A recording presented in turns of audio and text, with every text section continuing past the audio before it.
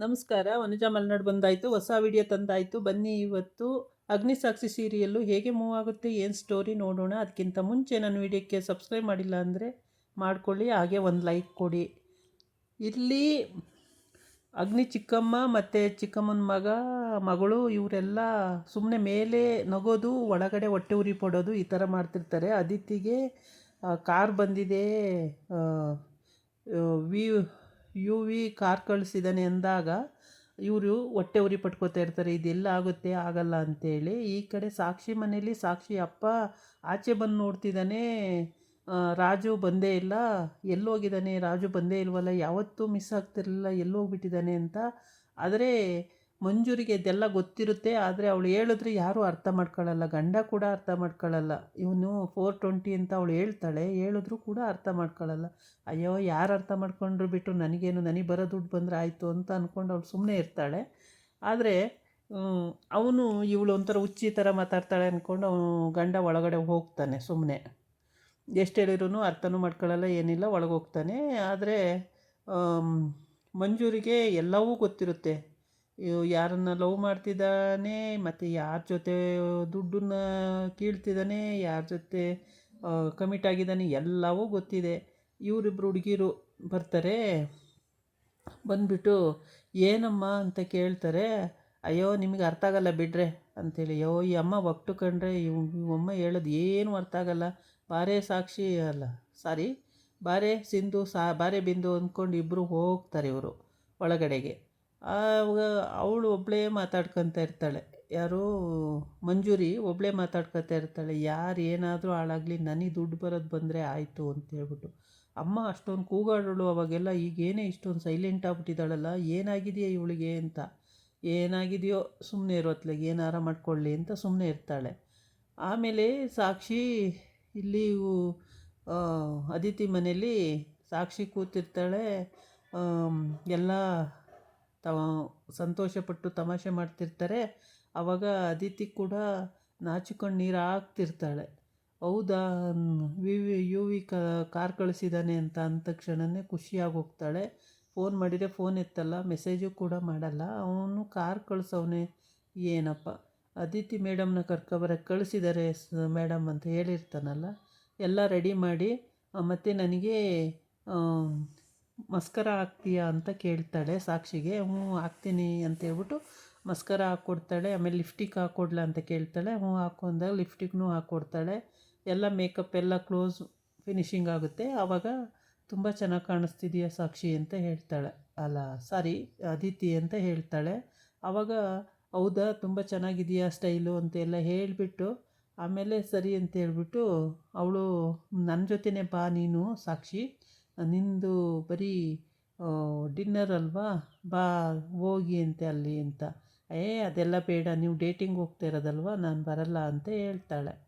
ಆಗ ಗೋಪಿ ಕೂಡ ಏನೋ ಒಂದು ಒಡ್ಕಂಗೆ ಮಾತಾಡ್ತಾನೆ. ಅವನು ಮಾತಾಡೋ ಒಂದು ಕರೆಕ್ಟಾಗಿ ಅರ್ಥ ಆಗಲ್ಲ.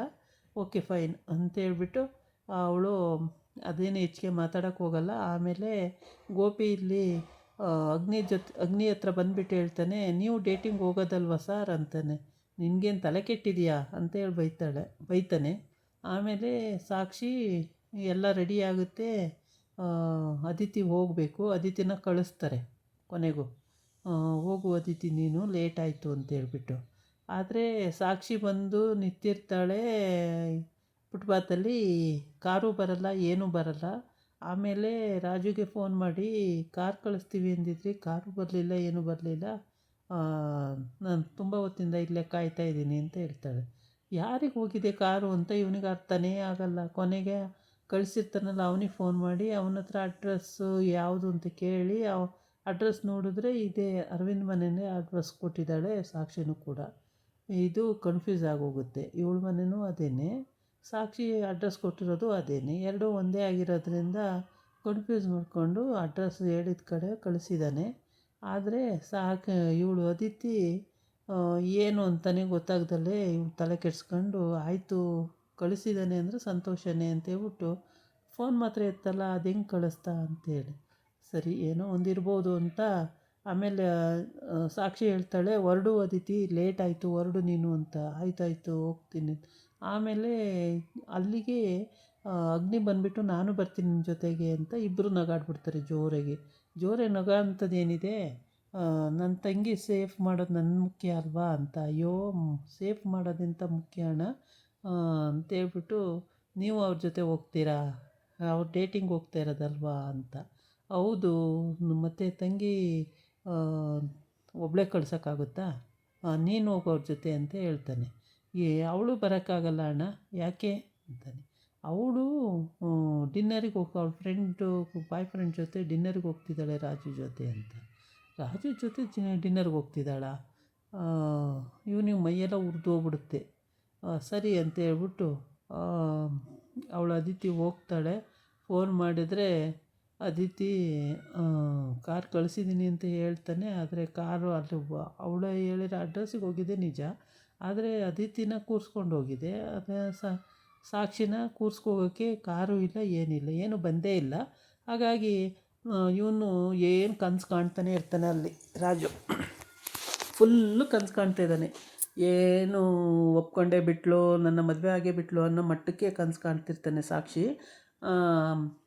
ಇವನು ಅಗ್ನಿ ಹೇಳ್ತಾನೆ, ಅದಕ್ಕೆ ಯಾಕೆ ನಗ್ತೀರಾ, ಸರಿ ನನಗೇನು ಗೊತ್ತಾಗಲ್ಲ, ಆಯಿತು ಹೋಗ್ಬಾ ಅಂತ ಹೇಳ್ತಾನೆ. ಆಮೇಲೆ ಸಾಕ್ಷಿ ಹೋಗಿ ಫುಟ್ಪಾತಲ್ಲಿ ನಿಂತಿರ್ತಾಳೆ. ಎಷ್ಟೊತ್ತಾದರೂ ಕಾರು ಬರಲ್ಲ, ಏನೂ ಬರಲ್ಲ. ಆವಾಗ ಏನು ಮಾಡೋದು ಅಂತ ಗೊತ್ತಾಗ್ದೇ ಲಾಸ್ಟಲ್ಲಿ ಸರಿ ಇವನೇ ಅಗ್ನಿನೇ ಕಾರ್ ತಗೊಂಡು ಅಲ್ಲಿಗೆ ಹೋಗ್ತಾನೆ. ಕಾರ್ ತಗೊಂಡೋಗಿ ಯಾಕೆ ಒಬ್ಬಳೇ ನಿಂತಿದ್ದೀಯಲ್ಲ ಅಂತ ಕೇಳ್ತಾನೆ. ಮತ್ತಿನ್ನೇನು ಮಾಡಲಿ, ಕಾರ್ ಕಳಿಸ್ತೀನಿ ಅಂತ ಹೇಳಿದವರು ಕಳಿಸೇ ಇಲ್ಲ. ಅವನಿಗೆ ಫೋನ್ ಮಾಡ್ತಾಳೆ, ಕಾರೇ ಬಂದಿಲ್ಲ, ನಾನು ಅಷ್ಟೊತ್ತಿಂದ ಇಲ್ಲೇ ವೆಯ್ಟ್ ಮಾಡ್ತಾಯಿದ್ದೀನಿ, ಕಾರು ಬಂದಿಲ್ಲ, ಏನೂ ಬಂದಿಲ್ಲ ಅಂತ ಹೇಳ್ತಾಳೆ. ಮತ್ತೆಲ್ಲೋಗಿರ್ಬೋದು ಅಂತ ಅವನು ತಲೆ ಕೆಡ್ಸ್ಕೊತಾ ಇರ್ತಾನೆ. ಆದರೆ ಇವನು ಅಗ್ನಿ ಬಂದುಬಿಟ್ಟು, ಅಲ್ಲಿ ಒಬ್ಬಳೇ ನಿಂತಿದೆಯಲ್ಲ, ಡ್ಯೂಟಿಗೆ ಹೋಗಿ ಲೇಟ್ ಆಗುತ್ತೆ, ನಾಳೆ ಈಗ ಹೋಗಿ ಮಲಗೋದು ಲೇಟ್ ಆದರೆ ಡ್ಯೂಟಿಗೆ ಹೋಗೋದು ಲೇಟ್ ಆಗುತ್ತೆ, ಹಂಗಾಗುತ್ತೆ ಹಿಂಗಾಗುತ್ತೆ ಅಂತೆಲ್ಲ ಹೇಳಿಬಿಟ್ಟು ಬಾ ಕಾರ್ ಹತ್ತು ಅಂತ ಹೇಳ್ತಾನೆ. ಅಯ್ಯೋ ಬೇಡಪ್ಪ ಅಂತ ಹೇಳ್ತಾಳೆ. ಹತ್ತು ಅಂದರೆ ಹತ್ತಬೇಕು ಸುಮ್ಮನೆ ಅಂತ ಹೇಳಿ ಬೈತಾನೆ. ಆವಾಗ ಬಂದು ಹತ್ತುತ್ತಾಳೆ ಕಾರ್ ಎತ್ತಿ ಕಾರಲ್ಲಿ ಹೋಗ್ತಾಳೆ ಅವಳು. ಇವಳು ಅದಿತಿ ಕೂಡ ಅಲ್ಲಿ ಹೋಗ್ತಾ ಇದ್ದಾಳೆ. ಆದರೆ ಇವ್ರದ್ದು ಹೋಗ್ತಿದ್ದಾರೆ. ಅಲ್ಲಿ ಅದಿತಿ ಹೆಂಗೆ ಬಂದಳು ಅಂತ ಅವನಿಗೆ ಕನ್ಫ್ಯೂಸ್ ಆಗ್ತಾನೆ. ಸಾಕ್ಷಿ ಅಗ್ನಿ ಜೊತೆ ಹೆಂಗೆ ಹೋದ್ಲು ಅಂತ ಸಾಕ್ಷಿ ಇವಳು ಕನ್ಫ್ಯೂಸ್ ಆಗ್ತಾಳೆ. ಸಾಕ್ಷಿ ತಗೊಂಡೋಗಿ ಡಿನ್ನರ್ಗೆ ಏನಾದರೂ ಕರ್ಕೊಂಡು ಹೋಗ್ತಾನೆ ಅನಿಸುತ್ತೆ. ಕರ್ಕೊಂಡೋಗಿ ಕೊನೆಗೆ ಮನೆ ಹತ್ರ ಬಿಟ್ಟು ಬರ್ತಾನೆ ಅನಿಸುತ್ತೆ. ಅದಿತಿ ಅಂತೂ ಅವಳ ಬಾಯ್ ಫ್ರೆಂಡ್ ಜೊತೆ ಹೋಗೋದು ಆಯಿತು, ಕನ್ಫರ್ಮ್ ಆಗಿದೆ. ಅಗ್ನಿಗೆ ಅನುಮಾನ ಇದೆ, ಯಾರು ಇವನು ಯು ವಿ ಯಾರು, ಇವನಿಗೆ ಹೆಂಗೆ ಇವನ ಕತೆ ಅಂತ. ಈ ಕಡೆ ಅವ್ರ ಚಿಕ್ಕಮ್ಮ ಮತ್ತು ಚಿಕ್ಕಮ್ಮನ ಮಕ್ಕಳಿಬ್ಬರು, ಇವರಿಗೆ ಖುಷಿಯೋ ಖುಷಿ, ಹೆಂಗೋ ದಾರಿ ತಪ್ಪಿದ್ರೆ ಸಾಕಪ್ಪ, ಮತ್ತೊಂದು ಸಲ ಅದಿತಿ ಜೀವನ ಹಾಳಾದರೆ ಸಾಕಪ್ಪ ಅಂತ ಕಾಯ್ತಾ ಇದ್ದಾರೆ. ಹಾಗಾಗಿ ಅವರು ತುಂಬ ಖುಷಿ ಪಟ್ಕೊಂಡು ನೋಡ್ತಾ ಇರ್ತಾರೆ. ಅದಕ್ಕಿಂತ ಮುಂಚೆನೇ ಅವ್ರ ಚಿಕ್ಕಮ್ಮ ಅಗ್ನಿನ ಕರೀತಾಳೆ. ಈ ಪ್ರಾಜೆಕ್ಟ್ ಓಕೆ ಆಗುತ್ತಾ ನೋಡು, ಇದನ್ನು ಒಂಚೂರು ಕನ್ಫರ್ಮ್ ಮಾಡ್ಕೊಳ್ಳೋಣ, ಹಾಗೆ ಹೀಗೆ ಅಂತೆಲ್ಲ ಹೇಳ್ತಿರ್ತಾಳೆ. ಅವಳು ಏನು ಹೇಳಿದ್ರು ಇವ್ನ ತಲೆಗೆ ಹೋಗಿರಲ್ಲ. ಇವನು ಸುಮ್ಮನೆ ಇವನ ಪಾಡಿಗೆ ಇವನೇನೋ ಕನ್ಸು ಕಾಣ್ತಿರ್ತಾನೆ. ಅಗ್ನಿ ಅಂತಾಳೆ. ಆವಾಗ ಚಿಕ್ಕಮ್ಮ, ಈಗ ನಾನು ಹೇಳಿದ್ದು ಅರ್ಥ ಆಯ್ತಾ ಅಂತ. ಈಗ ನನಗೇನು ಅರ್ಥ ಆಗ್ತಿಲ್ಲ, ನಾಳೆ ಮಾತಾಡೋಣ ಬಿಡಿ ಚಿಕ್ಕಮ್ಮ ಅಂತೇಳಿ. ಅಷ್ಟೊತ್ತಿಗೆ ಅವಳ ಮಗಳು ಬಂದುಬಿಟ್ಟು ಎಲ್ಲ ಇದರಲ್ಲಿ ಮುಳುಗೋಗ್ಬಿಟ್ಟಿದ್ದಾನೆ ಅಂತ. ಇದಾಗಿತ್ತು ಇವತ್ತಿನ ವೀಡಿಯೋ. ನಾಳೆ ಇನ್ನೊಂದು ವೀಡಿಯೋ ಜೊತೆ ಬರ್ತೀನಿ. ನಮಸ್ಕಾರ.